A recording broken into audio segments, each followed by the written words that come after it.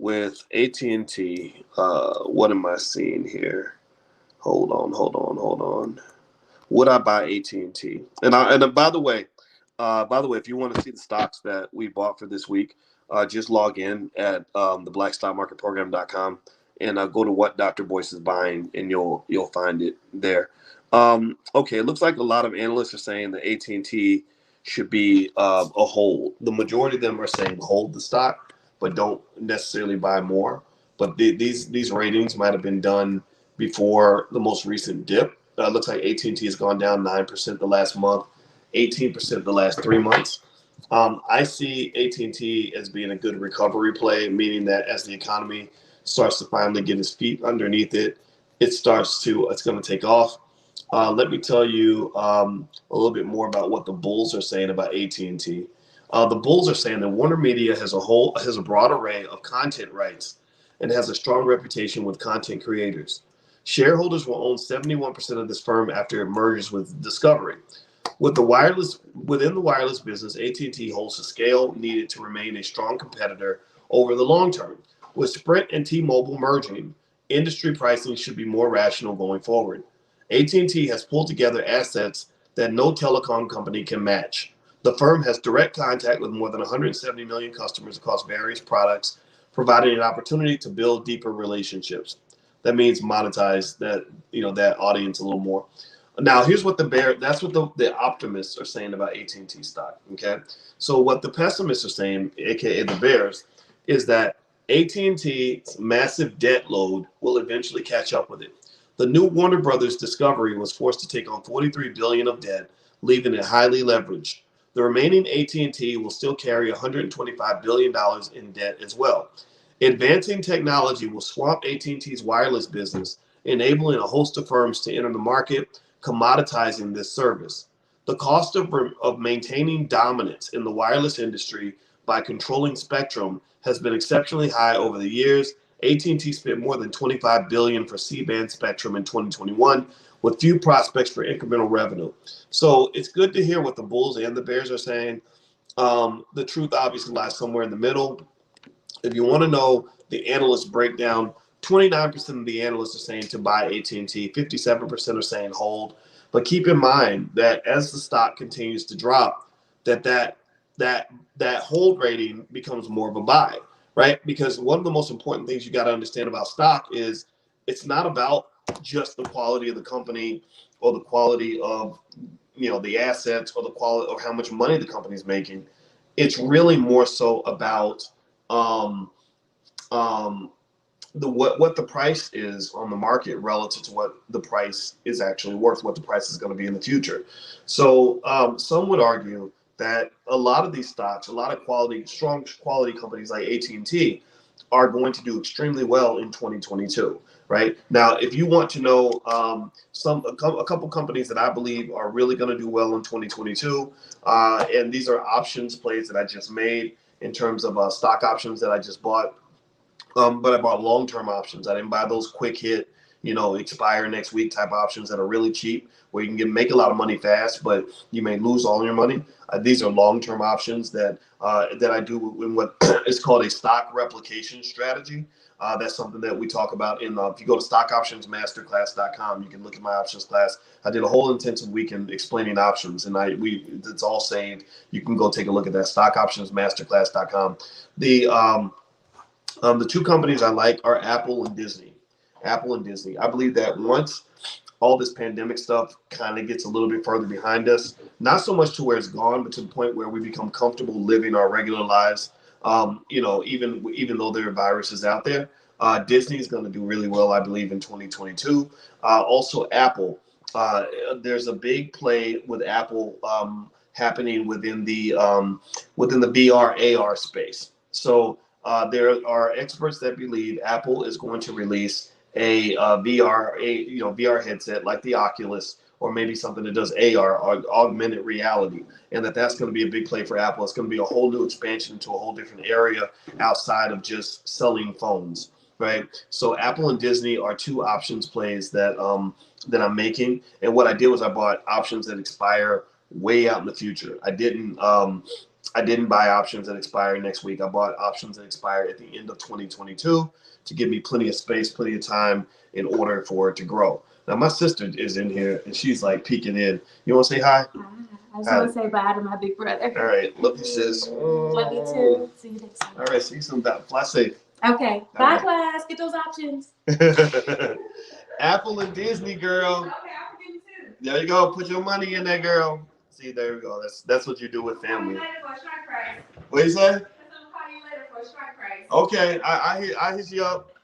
All right, so that's my sister. My sister's a medical doctor. She and she she makes good money and stuff. So I'm like, hey, let's invest. You got to invest. So anyway, in investing, just generally speaking, investing should be a family endeavor for you. You should think of family and love and wealth kind of all together. Make wealth into kind of a family thing because it makes it fun. To invest in things with your loved ones and stuff like that. Like, for example, my office, I just got an office in Atlanta at the Black House, and I share that office now with my sister and my brother and my wife and my goddaughter. Like all of us, are going to use this, right? And that's how you help each other survive. You share resources, right? So, and by the way, give me a yes if you can hear me. Let me know if you can hear me okay. I want to make sure I'm coming through all right. All right. And by the way, if you log in at the blackstockmarketprogram.com, you will find that there are several stocks I listed for this week. I don't have them in front of me now, but I did some research and found some stocks that I really like that I'm invested in. And as always, each week, about every 7 to 10 days, I'll put a new list in there. And just know, if you're new to the class, you can go back and look at all the stocks that I put in there for all the last 2 years. And these are a lot of these investments are really good investments, right? So don't remember, when you're investing, you're really thinking about the next 3 to 5, 5 to 10 years. You're not, don't get caught up in looking at what happens next month or over the next 6 months. One of the things that's going to occur now is you're about to really have the purge. And the purge is where all these investors that just came in this year, a lot of them are going to leave. I did a conversation the other day where I was talking about how meme stocks are starting to die. They're starting to get sick and look kind of ugly. AMC is getting its butt kicked. I don't know how AMC is doing right now. Let me check AMC stock price today. AMC stock, okay, it went up about 1.5% today. But if you look over the last month, it's gone down 44% in the last month. That's huge. That's absolutely huge. That is a very big number. GameStop. Let me see, GME. Let me look it up. GameStop stock has gone down, let's see, the last month, 32.96%, 33%. So your meme stocks are starting to die. The air is starting to come out of the balloon. The only thing holding those stock prices up were delusional retail traders. Delusional retail traders who had money to burn, who didn't care about losing money because they thought they were going to make money. And now that the market's starting to sober up, and now that you're going to have Fed tapering and the Fed's going to stop pumping money into the economy, they're going to start slowing that down. And then on top of that, they may actually raise interest rates. When they raise interest rates, I wouldn't be surprised if these meme stocks get body slammed. Like the GameStops and the AMCs are going to be the first to go. It's just like those movies. Anybody ever notice how in those old movies, the black person always died first? Or anybody remember like Friday the 13th and all those old movies where you'd have a black person in there and they would die, like they'd be the very first person to get killed by Jason and Freddy, right? Well, that's kind of what's going to happen with the meme stocks. They're going to be the first to die. They're going to be the first to go down. And it's because their valuation is artificial. It is not real. AMC does not have a valuation of whatever that number is, $30 a share, whatever that number is. No, AMC's real valuation is about a penny. Okay, so it's all an illusion for the most part. And I think that the meme stock investors who got all pumped up about AMC, the AMC apes, think about it. Apes don't really have like long-term discipline. Like apes are not, gonna be like focused on something for a long time. Like an ape energy is very aggressive energy, right? Aggressive, crazy people, they can only stay focused for a while and then they move on to something else. So they can be aggressive somewhere other place. So some believe they're going to go jump over into other markets. They're going to take that retail money and jump over into cryptos and NFTs or these other, wherever you can make the fast money is where they're going to be, right? Just like dating, the people looking for the fast the fast, quick hit relationships are not the ones that you want to marry because they're not going to make very good spouses. Okay. All right. So the next thing is, let's see here. Francis Foreman says, sorry for the last minute question last week. Can you please explain how cryptocurrency self-repaying loans work? Okay, so this was a new question. I guess you submitted it this morning. Let's see, cryptocurrency self-repaying loans. Okay, well, I'm not a crypto expert. We have the Black Crypto Club, which actually meets Thursday, by the way. If you go to boycewatkins.com, you can see the crypto club information if you'd like to join. We have a lot of smart people. All right, so let's see here. I'm going to look this up. Okay, so let's see. Alcomix founder Scoopy troubles on how crypto loans that repay themselves. Okay, a self-repaying loan sounds a lot like science fiction. Alcomix allows users to get under-collateralized loans on their Ethereum or DAI tokens, which are then put to work generating astonishing yields available in DeFi, decentralized finance. There's no risk of liquidation, and loans pay themselves back over a period of several years. The protocol is governed by the ALCX token, currently number 246 with a market cap of 413 million. To learn more, in late September, Stockhead spoke to Zoom via Zoom to Scoopy Troubles, the protocol's pseudonymous creator. So they say, so can you explain what is Alcomix starting from square one? To begin with, how to understand Alcomix, you have to understand a few other things in DeFi first, because it's a progression or evolution of some different systems that already existed in DeFi. The cornerstone of it is, are you familiar with the application MakerDAO? Stockhead says yes. Let's see. One of the first DeFi protocols, MakerDAO, is an application that allows users to mint the decentralized stablecoin DAI with their Ethereum tokens, essentially getting a loan from Ether, okay, from their Ether. So they innovated on the decentralized stablecoin space. They're the trailblazers in it. Essentially, the system they have is something called a collateralized debt position. So taking debt with collateral. Collateralized debt position means that you're getting a loan with collateral. A collateral is something that backs up the loan, which is something that they can go pick up in the event that you don't repay the loan. Give me a guess if you're following what I'm saying. So that's what they mean by collateralized debt position. I just want to kind of, for some of you that are a little bit lost on this, because I know the language is getting a little techy and we're not going to get bogged down with this. But so it seems to me that they allow you to borrow money with collateral, or maybe take the other side of it, maybe loaning money where the other party has collateral. And the idea is that you deposit tokens. It starts with Ether. Now it's a bunch of different tokens as well. Okay, so you deposit tokens and you over collateralize a position. So let's say you put in something like $10,000 worth of tokens into MakerDAO, and each one has its own collateralization ratio. As a stable coin, the collateral would need a much lower collateralization ratio. Okay, as a stable coin, okay, a lower collateralization ratio. Okay, ratio of the debt level to the collateral that you need. Okay. Because it's stable, the chances of going off the peg are much lower. Okay, so what they're basically saying is that it looks to me like you deposit tokens and you can borrow against your deposit. It sounds to me like that's what they're talking about, and that the amount you can borrow depends on the stability of the coin, right? So if I deposit, a cryptocurrency that has a really high volatility, I can still borrow against it, but not as much as I can borrow against a coin that has almost no volatility, like a stable coin. Stable coins are very stable. What's questionable about stable coins, in my view, is how are stable coins going to behave once the stock market eventually crashes or corrects itself in a significant way, and the economy kind of, or there's another crypto winter. I think that some of these stable coins are going to get their butts kicked. I think that some of these coins are going to find out that the emperor has no clothes. And I'm especially skeptical of anything that comes out of China, because they just have this track record of kind of creating shady stuff that takes advantage of the pre-existing environment. So be extremely careful about believing the stable coins can't that they're flawless. They're not. Whereas if it's something like Ether, it's 150% collateralization ratio. So if you have $15,000 worth of Ether, you can borrow $10,000 worth of DAI.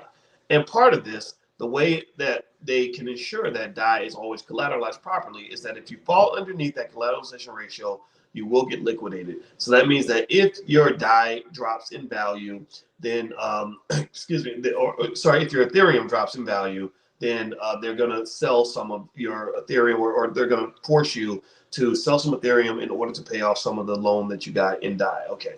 Let's see. Trouble. Let's see. So that way you can always ensure that DAI has the collateralization ratio that they need to feel comfortable with to all actually have the full faith and backing that people would expect from a decentralized stablecoin.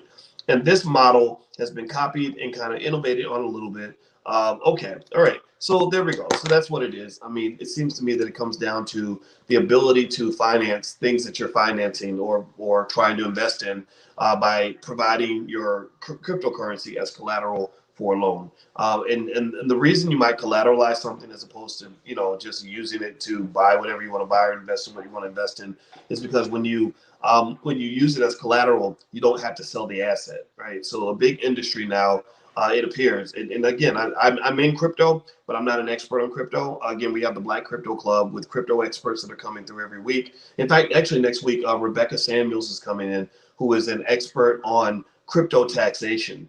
And so if you have crypto and you're concerned about the IRS coming to kick you in the butt because maybe taxes you didn't declare on the crypto ownership that you have a reason to be concerned about that. I would encourage you to consider hearing what Rebecca has to say. You can do a 30-day trial in the crypto club. If you go to boycewatkins.com, it should be on that screen. You can try it out for 30 days, see if you like it. But it's a really good club, and they meet this Thursday at 8 o'clock. I think that's when Rebecca's coming in. So that's a big industry now, borrowing against your crypto, which is good for financing the things you want without necessarily having to liquidate your assets. A lot of wealthy people do that. They have assets, they buy them, they just own them, and they don't sell them. They just borrow against them.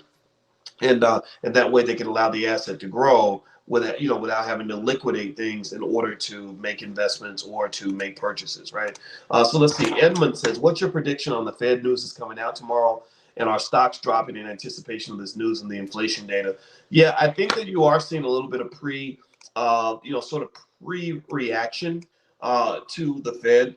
Kind of making their next announcement. I think the Fed is going to probably end up acknowledging to some extent what's going on with inflation numbers being so high, and what the market expects or they're worried about is that the Fed's going to start tapering faster than what was expected, and that they might raise interest rates a little bit sooner. So because once they raise interest rates, it's going to kind of be game over. That's when the stock market's going to kind of get a little bit more sober, and you're going to kind of see them pulling back on the economy because they're kind of admitting, okay, the pandemic's over, the economy's a little too strong now, we want to slow it down before it overheats. So I think that might be what's going on. Don't be surprised if you see a big dip after that Fed meeting coming up. And should you buy the dip? Well, I think it depends on what you buy. I'm a believer that in when you're buying dips, the flight to quality is better, where you're buying quality assets. Because if you're buying the dip in Dogecoin, there's no guarantee, there's no reason to really rationally expect that Dogecoin is going to be able to recover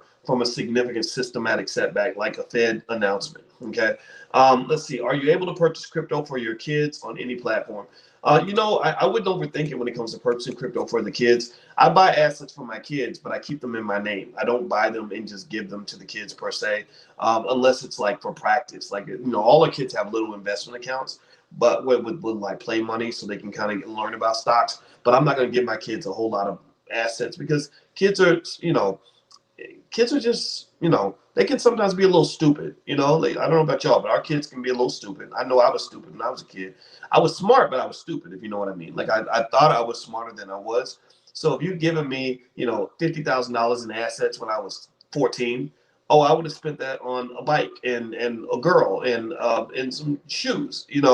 I didn't have the maturity to know what to do with money. Your brain isn't fully developed till you're 25 years old. And even then, you probably need another 5 years to really kind of figure everything out and get the discipline you need to be successful. So I'm not a big fan of giving a whole lot of money to children.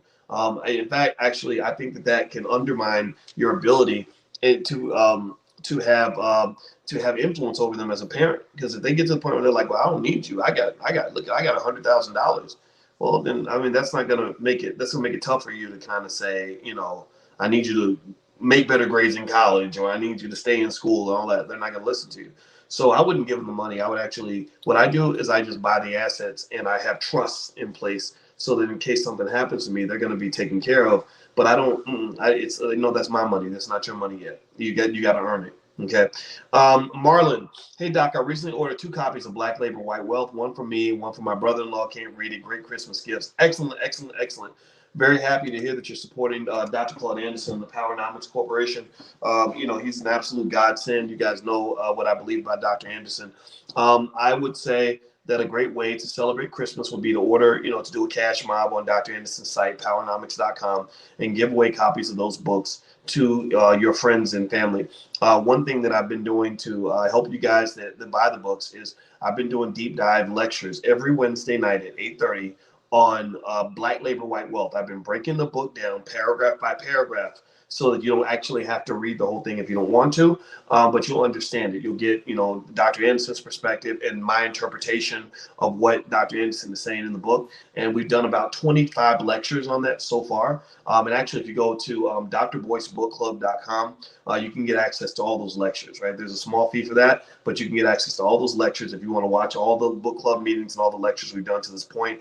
Or if you want to come live, just go to boycewatkins.com. You get free access to the live book club meetings. The archives have a fee attached, but the live sessions are free. So it's up to you to decide how you want to do that. All right, so let's see. Stanley, shalom, Dr. Watkins. Thanks for making an impact in our community. You are welcome. And thank you for your kind words. Let's see. I have been trying to get my grandkids interested in stocks. I even tried to motivate them by hiring them to do research. So far, because I stress education to their parents, they are too busy with school activities, striving for A's in school. What do you think? I say, Stanley, what you do is this is the model I kind of use. What I find is that people don't receive information until they're ready to receive it. You might have. Sorry, I gotta grab something here. You might have the secrets to the universe in your pocket, and I understand that frustration. I go through it all the time. But it don't matter if they're just not ready for it. They're just not ready for it, right? And so, what I have found that has been really helpful is one. I've gotten real good. I've learned the hard way about minding my own business and not, pushing things onto people because that only makes them less interested in whatever it is you have to say, right? That's the first thing. But then two, while I don't push it on you, everybody in my family knows what I'm all about. Everybody in my family knows what I believe. Everybody in my family knows what I'm interested in. And what I have found is that, that person who wasn't listening 5 years ago, they remember what you were saying 5 years ago, and then it might kick in later on down the line. I just saw a cousin the other day who didn't listen to anything I told him. I gave him a ton of advice when he was 17. Don't do this; it'll mess your life up. He did it anyway. He messed his life up. Gave him advice, and at 27, he didn't listen, kept messing his life up. And then, ironically, at 37, he's now paying close attention to the things that I say because he wasn't ready at 17. He wasn't ready at 27. But what I said at 17 and 27 prepared him to hear me at 37. Because now at 37, now he's not young and cool anymore. He's not, he doesn't have his whole life ahead of him anymore. He's approaching middle age. He's starting to think about grown man issues. And he's had some experiences with life. Now he's like, okay, now I think I get what he was saying, right? So I think with the grandkids, let them know what you're about. Just say, hey, I'm a big believer in owning your own business. It can be very simple. Teaching doesn't have to be complex. It can be really simple. Like with my kids, what I do is little things like I say, whenever they mess up, I say preparation is the key to success. Preparation is the key to success. And I say it over and over. And the reason I do it that way to the point where it annoys them is that one day I know 20 years from now, if someone says, well, what did Boyce used to say to you all the time in the household? They'd be like, preparation is the key to success.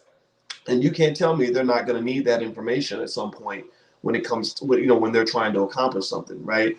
Or if you just say, well, they hear me down in the basement yelling and screaming in my podcast about how Black men need to own their own businesses and Black people need to build wealth and we need to have assets. So what I saw was that when they would make little decisions and they didn't know what to do, they would lean on the things they were hearing me saying every day to say, okay, this must be how adults do things, right? You're the only blueprint that they have for how an adult conducts their life, right? So, if mama was on the stripper pole and daddy was a dope dealer, they're gonna think every grown up must be a dope dealer or a stripper, right? Well, but if mom and daddy were talking about owning businesses and building wealth and being pro-Black, then they're gonna think that, okay, as an adult, I'm supposed to own a business and be pro-Black, right? You're giving them the blueprint, and so just keep that in mind. So keep being the blueprint.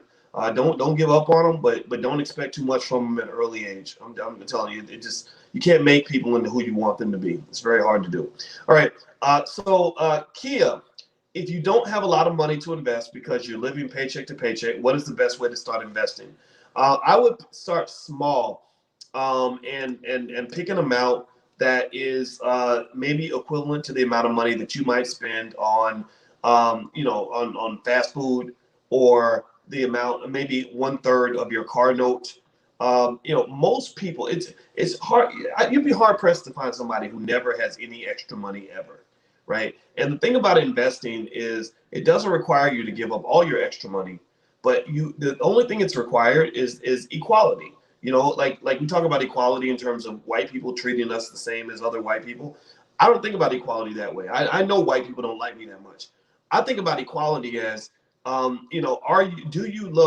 you care as much about your future as you care about getting that new purse or those new shoes or or going to the movies, or getting that new car, right? So I'm not saying don't go to the movies. I'm not saying don't get a new clothes. Don't go out to eat. Don't get a new car. Do all of that if that's what you want to do. But don't put more into those things as you put into investing for your future. Just handle your business. It's just like if you're trying to train for the Olympics and be in shape, there's no rule saying you can never eat sweets. But the rule is that you don't eat sweets before you eat your vegetables. You eat your vegetables first, handle your business first, then the chocolate cake is a reward for eating the vegetables. Where people get in trouble is they sit down for dinner and the whole dinner is nothing but chocolate cake. That's where people end up becoming obese, getting diabetes, and they die because you're not supposed to eat chocolate cake for dinner. That's how a lot of people do their consumption. They spend, and then if they have any money left over after they spend, they try to maybe save a little bit of that, and then they say, I don't have any money to save, and a lot of times it's because they spent it all. So just kind of have that balance. That balance is really important. The other thing is, it actually reminds me of college. I remember I was told that if you go to college, don't spend all your time partying. And people say don't go up there and party all the time because you're gonna drop out. And I got there and I was like, wait a minute, you can go to parties, and going to parties ain't gonna make you drop out. It's when you don't study between the parties that you end up dropping out. So I had friends that went to my sister, who's a medical doctor, she went to every party. She went to extra parties. She went to about 3-4 parties a week, easy. But she always studied before she went to the party. Going to the party was a reward for studying. That's how she was able to make straight A's in college and still have as much fun as she wanted. So the parties don't make you flunk out. It's not studying that makes you flunk out. So study before you go to the party. Just have your auto deposit. Treat your investing like a bill, right? If you don't pay your rent, you'll get evicted. If you don't pay your car note, then you're taking the bus, right? Well, then your investment amount every week should be as serious to you as your rent, as your car note, as everything else. And then whatever's left, then you spend that. Now that leads into another area though, where this is something you want to prepare your children for and also yourself. If you learn how to think in an entrepreneurial fashion, you can find ways to increase your income. See, cutting your budget is hard and painful, and it's not very much fun. I hated it. Every time I look at my budget, I would get mad because in my mind, I needed every single thing, every line item on my budget. I needed all that money, right? And so what I realized is I said, hey, wait a minute. Maybe rather than thinking in a scarcity mindset, I can think in an abundance mindset. Rather than thinking I only have X amount of dollars to work with, I can realize the world is full of money. If I can just go get a little piece of it, then I can go buy what I want. The things that were expensive can become cheap. The things that were impossible can become possible. So the goal was, I said, okay, how can I figure out how to make an extra, $500 a month? Right? You make a few extra $100 a month, and boom, there's your invested money right there. Right? So maybe joining a group, an investment club or an entrepreneurs group, or maybe, again, even in the Black Business School, we have clubs and groups and everything else. You go to blackmoney103.com. That's our entrepreneurship program. And you can get around people who are entrepreneurially minded, you may not necessarily go out here and end up making $1 million a year, but you might add an extra $10,000 a year to your income, which can be a game changer. Right? That's where you can go from buying, driving a Corolla to driving the Lexus if you want to, and still have money to invest. Right? So don't let anybody make you think that building wealth requires you to suffer and be in misery and have less and make do with very little. That's very tiny thinking. That's very stressful. I don't enjoy that at all. learn that ability to accumulate or to generate incomes, multiple streams of income. Teach your kids that now. Like, prepare them for that now. Get them thinking that way now. Put them in programs that will help them do that now, so that when they get older, they won't feel like, well, the only income I can ever have is the income that my boss gives me on my job. Okay. And so, by the way, so one of you were asking about the recording of this session. You can log in at the blackstockmarketprogram.com, theblackstockmarketprogram.com. You can get the recordings of every single class that I've done to this point. Also, again, I put a list of stocks that I like for this week, section on what Dr. Boyce is buying, and it's right there. If you have any questions at all, or any challenges, you can't find something, don't worry. We are there with you. We have a great support team in the Black Business School that's waiting for your questions. So write this email down and use this email if you ever have any questions, any issues at all. It's support@theblackbusinessschool.com. Don't forget the THE. Support@theblackbusinessschool.com. They can answer any question. They can help you out. They can get you what